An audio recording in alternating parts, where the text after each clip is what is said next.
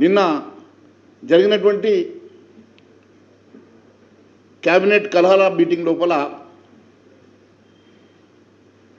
ముఖ్యంగా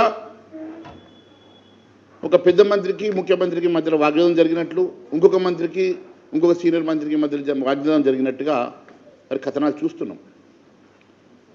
ఇదంతా దేనికోసం వచ్చింది అంటే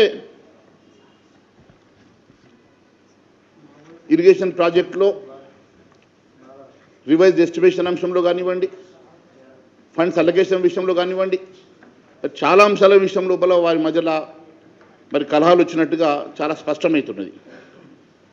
మరి నారాయణపేట కొడంగల్ ఎత్తిపోతల పథకం పనులలో వేగంగా పూర్తి చేయాలని 1000 కోట్ల రూపాయలు అలొకేట్ చేయాల్సిందిగా ముఖ్యమంత్రి గారు ప్రతిపాదన చేస్తే దానికి ముఖ్యమంత్రి గారినే వ్యతిరేకించినట్టుగా, మంత్రి గారు వ్యతిరేకించినట్టుగా మరి వార్తలు చదివినాం. మీరు ఒక్కసారి చూస్తే ఈ అంశం ఎందుకు బగ్గుమన్నదనంటే మరి సాగునీటి ప్రాజెక్టుల నిర్వహణ పర్యవేక్షణ గతం బడ్జెట్లో 480 కోట్లు కేటాయిస్తే ఇప్పటివరకు ఒక్క రూపాయి కూడా మంజూరు చేయలేదు, రిలీజ్ చేయలేదు. ఇంకా 26 రోజుల్లో ఫినాన్షియల్ ఇయర్ అయిపోతుందని చెప్పేసి ఇరిగేషన్ మంత్రి గారు బాధపడ్డారట. మరొక వైపు ఎన్నో టేలెంట్ ప్రాజెక్ట్స్ ఉన్నాయి. ఈ టేలెంట్ ప్రాజెక్ట్స్ అన్నీ కంప్లీట్ చేయాల్సిన అవసరం ఉన్నది. మీరు అన్ని కొడంగల్ లిఫ్ట్ ఇరిగేషన్కే 1000 కోట్లు తీసుకపోతే ఎట్లా అని చెప్పి వారి మధ్యలో వాగ్విదం జరిగినట్టుగా మరి పేపర్లో వచ్చింది.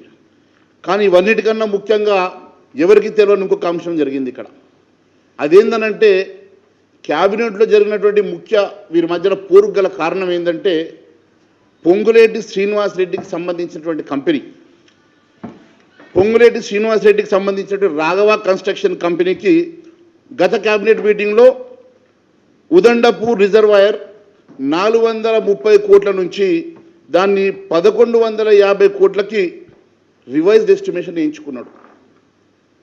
అంటే దాదాపు 700 కోట్ల రూపాయలు రివైజ్డ్ ఎస్టిమేషన్ పేరు మీద ఎస్కలేషన్ చేసుకున్నాడు.